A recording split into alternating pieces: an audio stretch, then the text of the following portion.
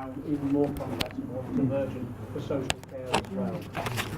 Jeremy Corbyn's made it possible to ensure that we end all privatisation of the NHS. We say it quietly, but we're serious. We're going to end all privatisation of the NHS and we'll be bringing contracts back as well. But we want to do that in local government as well. We've said that to tackle the housing crisis, we'll build 1 million new homes. So we're going to build council houses. We'll be proud to call them council houses.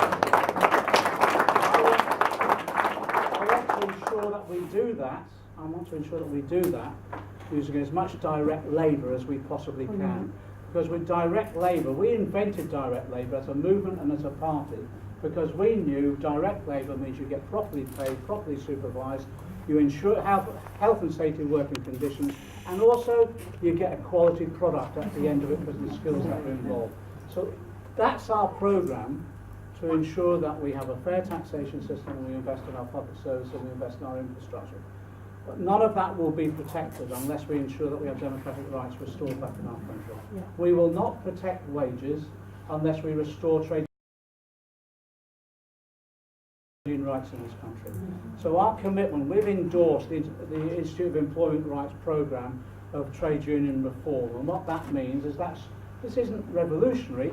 We simply bring trade union rights in this country to the same level so that we are abiding by international labour organisation conventions, as do most of the rest of Europe.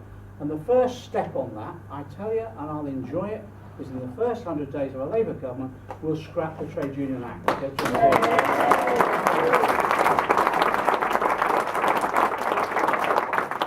We want to democratise our society, and that is making sure, part of the welfare state was access to law. So that does mean restoring legal aid to people. It also means as well we want to look at how our democratic structures. Local government has been under attack now for so long, they've lost the powers. I was chair of finance on the GLC under Ken Livingstone. I can remember it was halcyon days. I was 29, I had control of the precept, the rates, I had control of the business rates, I could borrow in the City of London, I controlled the £3 billion budget and growing. No wonder Thatcher abolished us. But that enabled us then to invest in our city. But the way that we did it is actually we were able to levy rates on the wealthiest area of London and then invest in the poorest areas. It was a redistribution. And under Labour governments, you had that redistribution of the block grant system right the way across the country. We want to restore local government democracy. That means making sure they have the legal powers to do what is needed within their community, whether that's public service provision, whether it's development of renewable energy, whatever it is. But we want to ensure also that they have the resources too, and that means fiscal autonomy. So we're having a debate at the moment within the party about the structures of government. Should we now go for radical federalism right the way around the country? So that includes Scotland and Wales, but also regional government, regional powers, but also whether you ensure there is fiscal autonomy. So local areas then can not just have access to freedom of rates, but maybe some forms of other forms of taxation as well. I'm interested in land value taxation in particular, and how then we use those resources democratically. But it needs to go beyond the structures of local government. And we're interested in the experiments that have taken place elsewhere about community budget making. It's happened in Central America and elsewhere, and we want to look at those about how we completely transform our democracy. So it isn't just about one X on a ballot paper every 4 or 5 years, but by direct involvement in developing the future of your society. I think that's an exciting agenda. I just think it's an exciting agenda that we can attract votes on, but more importantly, we can build our movement on. Because when we go back into government, winning the election is the easy bit. You've seen how they've come for us over the last 18 months. The media haven't possibly been the friendliest to us. There's all sorts of jokes on that, and I'm not allowed to tell them anymore. I've got to watch my language, but certainly not throwing all little red books about. But when we go into government, we'll need a movement that sustains us, and that's why having 600,000 members and growing is absolutely critical. That's why building the trade union movement is critical. But that's also why we need to ensure that we maintain our links with all those other struggles. DPAC, Disabled People Against the Cuts, I was at their foundation conference, I supported them. Their campaign of direct action has been a demonstrable, I think, initiative for all of us. The way in which they've used demonstrations, argument, occupations, street work and all the rest of it has been phenomenal. The fact that they occupied the Atos offices on a regular basis for a year, forcing Atos to give up the WCA contract, demonstrated to me what could be done. The government then transferred over to Maximus, so they're now occupying the Maximus offices. The government then say, what do we do next? They've got such publicity deep in their campaign. Even this government is having to reform the WCA. So it just demonstrates what you can do. On tax justice, for years I would convene meetings with Richard Murphy and Prem Seeker and the others at the House of Commons on tax justice. Not many people would turn up. UK Uncut come along, a group of young people, they occupy Vodafone, a whole range of offices. All of a sudden the issue goes to the top of the agenda. Even the Tories are having to pay some obeisance to the issue around tax justice. So all of those movements, liberation struggles in particular, we've got to ensure that they're part of that wide progressive alliance that we're now building, not just to win the election, but to sustain a Labour government when it goes into being. I just say this as well, look, we need a vision of society. What we're about, let me put it this way, we're about a radical change, transformation. What does that mean? A society that's radically more democratic, radically fairer, radically more equal, based upon, an economy that's prosperous, but an economy that's sustainable economically and environmentally, but also where that prosperity is shared by all. I call that socialism. Yeah. I call that socialism.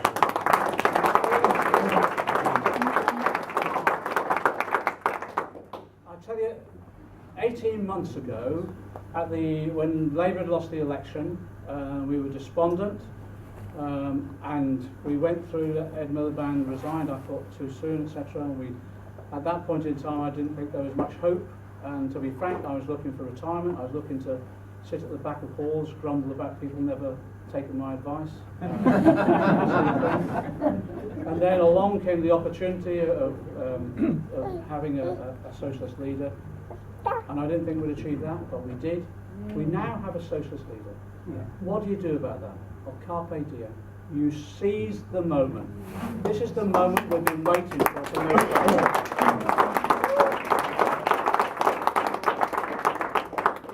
Back to what often we say, really, to seize that moment while we need. I keep going over it, I'm sorry if I bore you, but sometimes you just need determination. These bastards aren't going to grind us down. We're going to keep on going. We're going to make sure we win. We stick at it. All the routinism, the routine work that has to be done, printing those leaflets, getting them out, getting people to meetings. Yes, it has to be done. It isn't just about big speeches or whatever. It is about routine work, and we all have a responsibility to do that. That's the first thing, so determination. Courage. Courage sometimes. That one individual who gets up in that McDonnell, stands on the table and says, do you know what you're eating? And do you know why you're eating? And do you know how these people have been paid?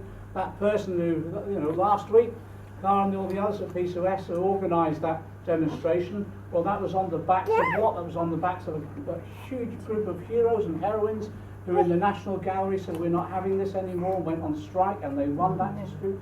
So you need courage sometimes, but above all else, what do you need? Well, it's the secret upon which this Trades Council was founded 150 years ago. It's that secret of solidarity.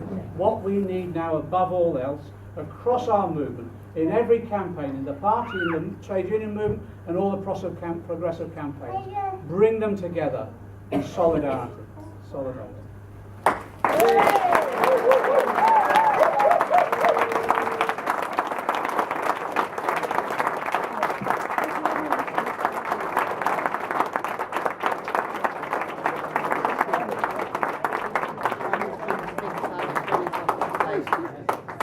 John can stop for one or two questions. Who would like to raise a few questions? Yeah. Okay. Yeah. It's all right. No need to move. I can see who they are. A gentleman in the back in the dark blue jumper. Yes.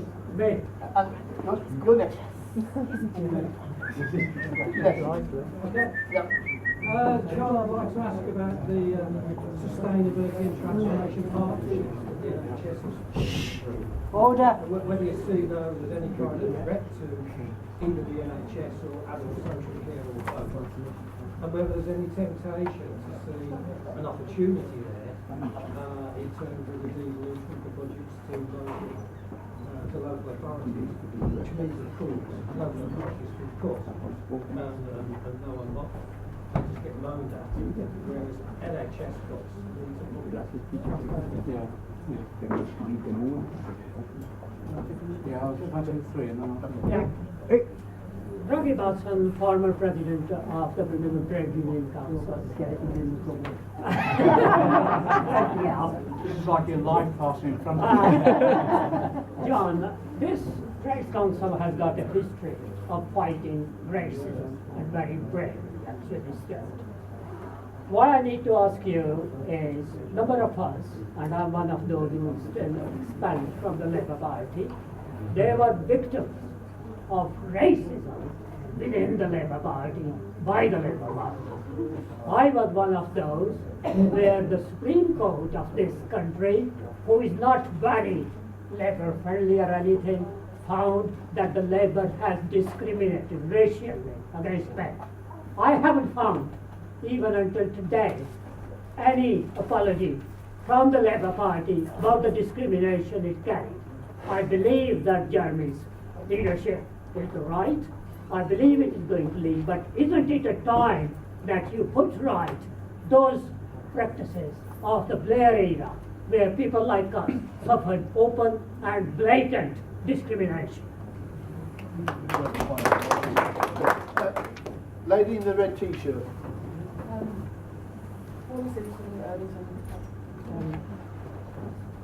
My worry is that in America, everybody knows that Bernie Sanders couldn't beat Trump. The Democratic Party knew that, but they threw Hillary to the coals because they didn't want him to rise to the top and expose the American system for what it is. And my worry is that in this country, if we have a general election next year, the Labour Party itself will allow the Tories to win. They will do everything they can not to win because they don't want Jeremy to be the leader of the country. Well, how do we fight that? Okay, let me just go through them. In terms of the strategic transformation partnerships, in many areas it's an exercise in just closing down accident emergencies and others is a real worry. And what we've been doing is trying to mobilise and campaign in those areas. And to be frank, also to try and have some forms of constructive engagement as well. So in my own patch in West London, we did our own commission of inquiry into what we wanted, and that will lay the foundations of what we do when we go back into government. And it isn't about huge top-down structural change, it is about learning the lessons of what works at the grassroots level. But the problem that we've got is a lot of these partnership exercises now are looking at quite significant cuts. And it's linked to social care. The issue around social care now in local government in particular, most of you will have seen the reports over the last month where social care is virtually breaking down. Now, every council I go to, and that includes Tory council areas as well, councillors of all political complexions now are actually explaining that they're on the tipping point of social care where it's collapsing as a result of the lack of funding. There's something like 1 million now. The last estimate, I think, by the Resolution Foundation or the King's Fund was there's 1 million now for people not getting the care that they should get than they would have had only 5 or 6 years ago. So what we're trying to do now is mobilise individual campaigns at the local level, but also trying to do a national campaign. So on November the 26th, we're mobilising the whole of the Labour Party around the NHS and social care issues. And we're asking people to come out and the usual things, street stalls, leaflets, demonstrations, public meetings, etc. So that's work is going on now because we want to flag it up. But we also want to make sure that that we're putting in place our own plans for when we go to government. And that is about investment. It is making sure that there is sufficient investment in the NHS, and it's perfectly feasible to do that, particularly if we address the issues around the low level of corporation tax. And even if we just reverse the corporation tax rates, that cuts that have been taking place in 2010, we'd go some way to closing the deficit as well as funding the NHS. So at the moment, ours is a campaigning approach, both on social care, linking to local government as well, but at the same time preparing the policies when we go into government itself. But it is a nightmare. It's a nightmare out there. And talking to the different trade unions, but also talking to individual members of staff, I understand the sort of pressures that they're under. And we've got to do everything we can to expose what's going on. There will be elements of forms of action as well that we need to support too. In some of our areas we've had various demonstrations, but also occupations, and again we'll want to support those people who have taken forms of direct action. With regard to racism, etc., if there are outstanding individual cases, Jeremy has said we'll review those, and we'll also make sure systems are changed. I was staggered about what went on during the leadership election. I mean, the second one, not the first. I'm hoping it's not annual, but there you are. And the second one, you know, the way the NEC met, late in the evening, they imposed a retrospective date, so about 140,000 people lost their vote. And then we had mass suspensions and expulsions, etc. We're reviewing all that now, and we're taking up individual cases as well. And if there's any outstanding cases from the past where there is concerns about discrimination, Jeremy will take them up and we'll seek to put them right. On the Sanders issue and what happened to the Labour Party here, we've got a situation, I think, now where, believe it or not, it's interesting, the leadership election this year, if you look at what happened in the Labour Party, leave aside Trident, on virtually every policy area that came up, there was unity. The most common thing that Owen Smith said was, I agree with Jeremy. I don't say that disparagingly, that's true. So if you look at what's going on now within the party overall, we've got a mass base who I think are up for the fight, both in terms of the struggles that we need to wage on direct campaigns, but also in terms of the general election. We've got a parliamentary Labour Party, a new shadow cabinet where I think it's extremely effective. We've brought the new generation on, and I tell you, there's heroes and heroines there. Becky Long Bailey, you may not have heard of, but she's my number 2 at the Treasury. She's brilliant, absolutely brilliant. Young lawyer, working class woman from Salford, a couple of kids and all the rest of it. Just brilliant. So shadow cabinet, she's in the shadow cabinet. We had, during the finance bill, the most technical bill you get in Parliament, we had the resignation of one of our team in committee on camera, and he destroyed all the database that we were using for amendments. Becky stood in, took over the control of the finance bill, saw it all the way through for third reading. We worked through the night on amendments and all the rest of it, and at the end of it, even the Tories and Liberals had to applaud her for what she did in terms of filling the gap as a result of that sabotage. She was brilliant. Richard Bergen, Angela Rayner, I've said earlier today, Angela Rayner will be the Nye-Bevan of our Labour government in education, because she'll design a system from cradle to grave without any charge, without any burden placed upon people in terms of cost. It will be free at the point of need. A whole series of them there, Kat Smith, a whole range of them, we've brought the new generation on, and I think that's just been brilliant. We didn't, you know, with people resigning, it gave us the opportunity, and that's happened. So the Shadow Cabinet is working cohesively together. Parliamentary Labour Party, we've still got about a dozen people who are not particularly, don't feel particularly enthused. I'm trying to be polite here. But they're a small number. The bulk of the Parliamentary Labour Party just want to get on with the job, and we saw that on the Concentrix contract last week. I was really proud of the Parliamentary Labour Party on that day. What happened was that's the HMRC had privatised the management of tax credits to this company, Concentrix. It was a disaster, absolute disaster. People not getting their money, it was appalling. We ran a campaign with PCS, we pushed it in Parliament, we pushed the debate, we defeated the Tories, they had to bring the contract back in the House, and every member of staff is being tupied across. And we showed to the Parliamentary Labour Party and the Labour Party over this, what happens, how you can succeed with a united movement. So I think that's the spirit of the party at the moment. There might be a small number of begrudgers, but I think we're overcoming that and we're going out on the stomp. In addition to that, whatever people say, you know, individual MPs have one sort of motivation as well, which is parliamentary life expectancy. And that does mean wanting to win their own seats too. And now they know that when they go back, instead of having 200 or 300 members, they've got 1 or 2 or 3,000 in their constituency. And we've now got not just a building social movement, but what the Tories are really frightened of, we've got the biggest electoral machine this country has ever seen. And that was there's a taxi now here for me, is that right? Thanks a lot for inviting me.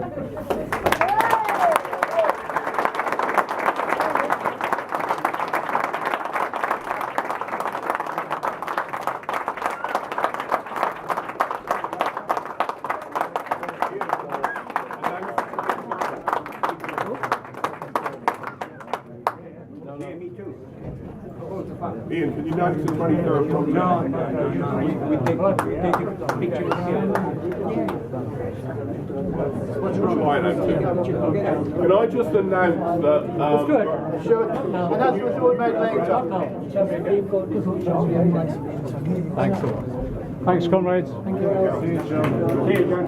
Very good speech.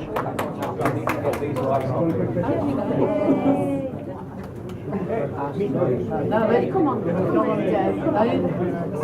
Naeem. Good idea. Of course.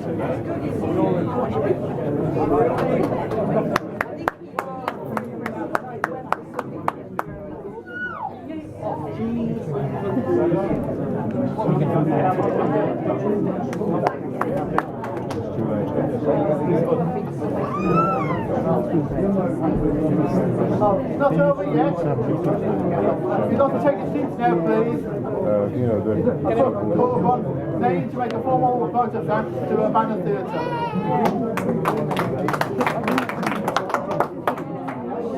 I think it's better here. Can everybody please take their seats? Take your seats, please. List of order. I think on behalf of the Birmingham Trades Council, and I think Banner has already received an appreciation from John McDonnell.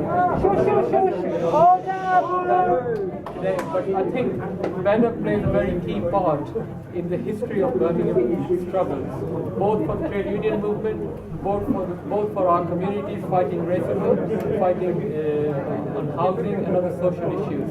And they have actually got a very rich catalogue of our history recordings for the last at least 60 years.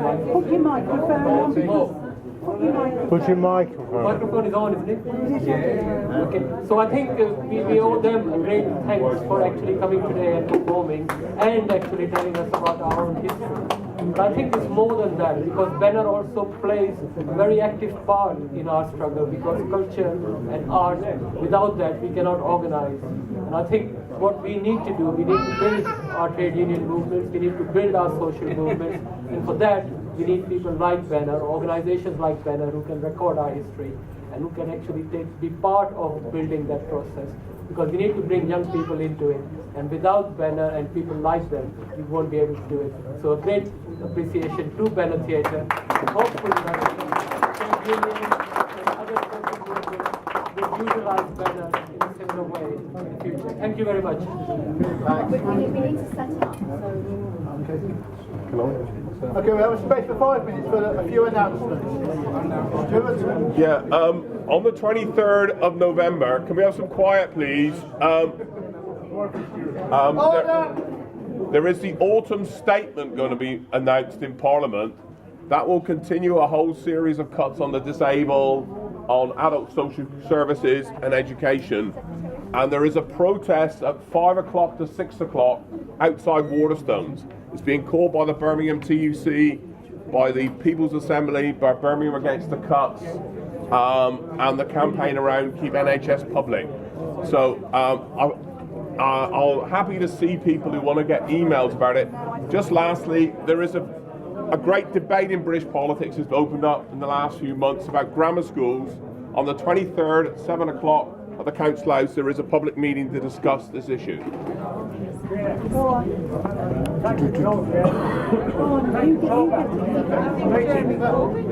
you all take your seats, please? Take your seats, please. Got no chance.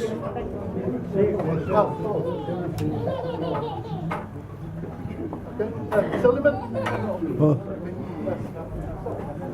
Well, our Prime Minister Theresa May was in India doing a lot of trade deals, which is a good thing. But while she was there, before she went, to thousands and thousands of British Kashmiri wrote a letter to her that while she's there, could she raise the issue of Kashmir? What's happening and what's India doing to the Kashmiri people, since 1947. Its occupation forces are killing people every day, blinding people with the pellet guns.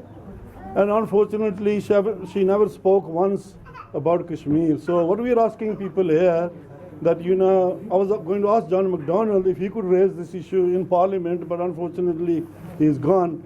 But can you, make sure that, wherever you are, this issue is raised, never forgotten, because people of Kashmir are suffering under the occupation.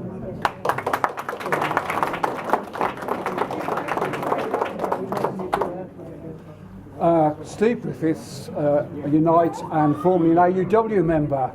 Mary reminded us all about the Lucas Plan.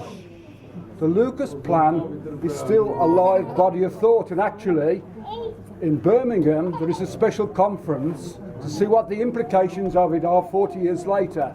The conference mainly is directed to all those people who do technical jobs, scientific jobs, craft jobs, who may be in the defence industries.